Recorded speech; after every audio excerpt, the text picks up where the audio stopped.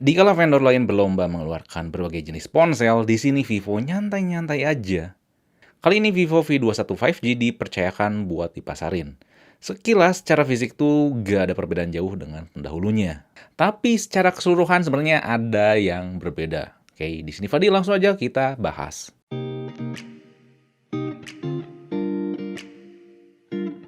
Yang pertama tuh kamera OIS. Sekilas untuk sektor kamera gak ada perbedaan ya dibandingkan Vivo V20. Kalau dibaca sekilas, kamera utamanya itu sama-sama 64 megapiksel, ultrawide-nya 8 megapiksel dan makro 2 megapiksel. Sedangkan lensa selfie 44 megapiksel. Tapi kalau kita cari tahu lebih lanjut, kini kamera depan dan belakang tuh punya OIS. Jadi secara teori harusnya saat pengambilan foto dan video akan lebih stabil. Juga ada perbedaan apertur ya di kamera utamanya yang punya resolusi 64 megapiksel. Dulu aperturnya tuh 1,89, kini 1,79. Secara teori, seharusnya si kamera belakangnya tuh bisa ambil cahaya lebih banyak dibandingkan sebelumnya. Fitur-fiturnya sih lumayan banyak ya dibaca di situs-situsnya, tapi nanti kita bahas dan coba lebih lanjut. Lebih lengkapnya nanti di review. Kedua, MediaTek Dimensity 800U. MediaTek Dimensity 800U sebenarnya tuh bukan chipset 5G terbaru ya. Chipsetnya itu udah dikenalin sejak 1 tahun belakang. Nah, chipset dengan pabrikasi 7 nanometer ini punya clock speed 2-2,4 GHz. Terus pakai GPU-nya Mali G57MP3. Kalau kita mengacu ke Geekbench, chipset ini tuh bersaing sama Snapdragon 750G yang nanti dipakai di Samsung A52 5G yang bakal dijual di Indonesia.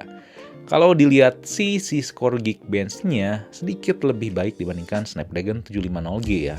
Chipset ini ditemenin sama penyimpanan 128GB dan RAM 8GB. Penyimpanannya masih bisa ditambah microSD yang menyatu dengan slot SIM kedua. Lalu RAM-nya ini bisa ditambah 3GB dari penyimpanan ya.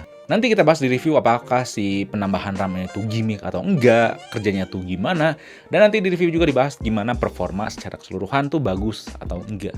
Selanjutnya tuh desainnya yang slim. Vivo ngeklaim ya ponsel itu salah satu ponsel 5G yang punya ukuran slim. Punya dimensi 159,68 x 73,90 mm. Dan ketebalannya cuma 7,29 mm. Bobotnya juga cukup ringan dengan berat 177 gram. Bagian belakangnya tuh dibalut kaca ya dan tersedia warna sunset dazzle dan dust blue. Terus si Vivo V21 5G ini punya ukuran layar 6,44 inci panel AMOLED dengan refresh rate 90Hz. Karena desainnya yang tipis tadi, Vivo hanya sanggup menyematkan baterai 4000 mAh, dikala kompetitornya di harga ini tuh bisa punya 4500 mAh ke atas. Kami belum tahu ya ini tuh awet atau enggak. Secara teori sih harusnya nggak boros, mengingat chipsetnya tuh tadi secara teori irit daya ya. Dan si baterai ini tuh punya dukungan pengisian 33 watt. Oke, jadi itu aja ya preview Vivo V21 5G. Ditunggu reviewnya. Dan jangan lupa juga buat like, share, subscribe Fixme. Dan nyalain lonceng notifikasinya biar gak ketinggalan review atau video lainnya. Oke, di sini Fadil, peace out.